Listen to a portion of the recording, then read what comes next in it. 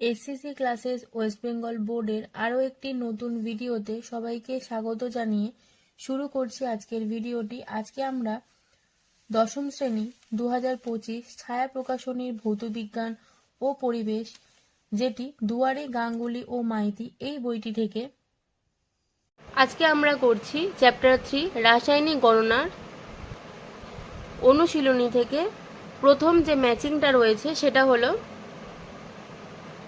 1 নম্বর 50 গ্রাম CaCO3 এর বিয়োজনে উৎপন্ন CO2 গ্যাসের পরিমাণ। প্রথমে আমাদের যেটা জানতে হবে সেটা হলো CaCO3 কি এবং এর পারমাণবিক ভর জেনে আণবিক ওজন নির্ণয় করতে হবে, এবং CO2 এর ক্ষেত্রেও সেম জানবো যে এটা কি, তারপর পারমাণবিক ভর জেনে তার আণবিক ওজন বের করে উত্তরগুলো আমরা বের করব। দেখো, প্রথমে আমরা লিখব CaCO3, যার পুরো নাম হলো ক্যালসিয়াম কার্বনেট। একটু মন দিয়ে শুনবে, এর পুরো নাম হলো ক্যালসিয়াম কার্বনেট।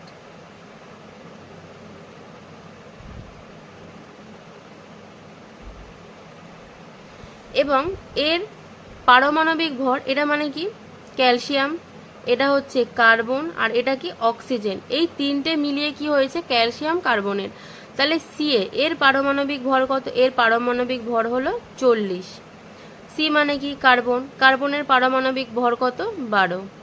অক্সিজেন এর পারমাণবিক ভর কত? 16। এবার দেখো O3, তাহলে তার সঙ্গে আমরা কত গুণ করব? 3 গুণ করব, এবং এই সবগুলোকে আমরা কি করব? যোগ করব। তাহলে এই প্রত্যেকটা আমরা কি বের করলাম? পারমাণবিক ভর বের করলাম। ঠিক আছে, পারমাণবিক ভর দিয়ে আমরা আণবিক যে ওজন সেটা বের করব। তাহলে কত লিখব? 40 যোগ 12 যোগ কত হবে? 48। তাহলে এর আণবিক ওজন কত হলো? 100 গ্রাম। তাহলে এর আণবিক ওজন বের করলাম, আণবিক ওজন। ঠিক আছে, এরপর আমরা কি করব? CO2। তাহলে CO2 মানে কি? এখানে আমরা লিখব C মানে কি কার্বন, O মানে কি অক্সিজেন। তাহলে কত আছে? 2 আছে। তাহলে আমরা বের করব C এর তো অলরেডি জেনে গেছি, কত করেছিলাম দেখো? 12 করেছিলাম।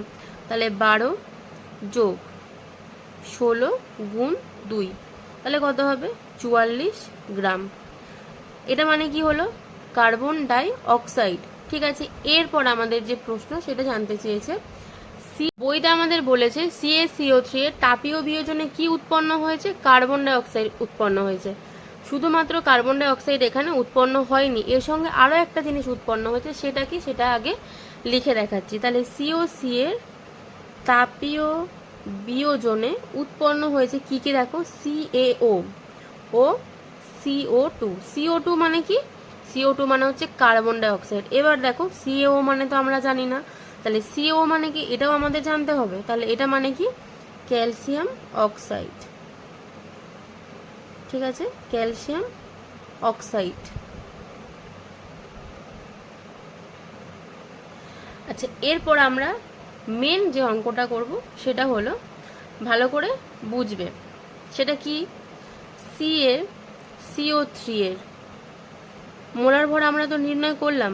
মোলার ভরটা কত বলো তো? মোলার ভর হলো 100 গ্রাম পার মোল। দেখো, আমরা এখানে অলরেডি নির্ণয় করেছি, কিন্তু এটা কি হলো? CaCO3 এর মোলার ভর, এবং CaCO2 এর মোলার ভর আমরা এক্ষুনি বের করেছি। কত দেখো বেরিয়েছে? 44 গ্রাম। তাহলে আমরা এখানে লিখব 44 গ্রাম। একদম সোজা অঙ্ক। এবার আমাদের কি লিখতে হবে? লিখব 100 গ্রাম CaCO3 বিয়োজিত হয়ে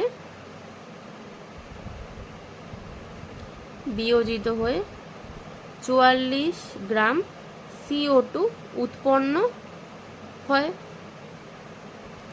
CO2 উৎপন্ন হয়, এটা তো আমরা জানি, এটা আমরা বের করেছি। এবার আমাদের বইতে দিয়েছে কি? 50 গ্রাম CaCO3 এর বিয়োজিত হয়ে কত গ্রাম কার্বন ডাই অক্সাইড উৎপন্ন হবে। আমরা বুঝতেই পারছি যেখানে হাফ হবে, কিন্তু মুখের কথায় তো আর কাজ হবে না, আমরা করে দেখাচ্ছি। 100 গ্রাম CaCO3 বিয়োজিত হয়ে 44 গ্রাম CO2 উৎপন্ন হয়। তাহলে 1 গ্রাম CaCO3 বিয়োজিত হয়ে কি হয়? তাহলে আমরা ঐকিক নিয়ম শিখেছিলাম ছোটোবেলায়, তাহলে 44 বাই কত লিখবো 100 কার্বন ডাইঅক্সাইড উৎপন্ন হয়। এরপর লিখবো 50 গ্রাম CaCO3 বিয়োজিত হয়ে, তাহলে কি উৎপন্ন হবে, আমরা ছোটোবেলায় যা করেছি সেটাই করব, 44 বাই 100 গুণ 50 উৎপন্ন হয়। তাহলে এখানে দেখো 50 দিয়ে 100 কাটবো 2, 2 দিয়ে 44 কাটবো, হবে কত 22। তাহলে অ্যান্সারটা আমরা পেলাম 22 গ্রাম CO2 উৎপন্ন হয়। তাহলে এটাই হয়ে গেল আমাদের উত্তর।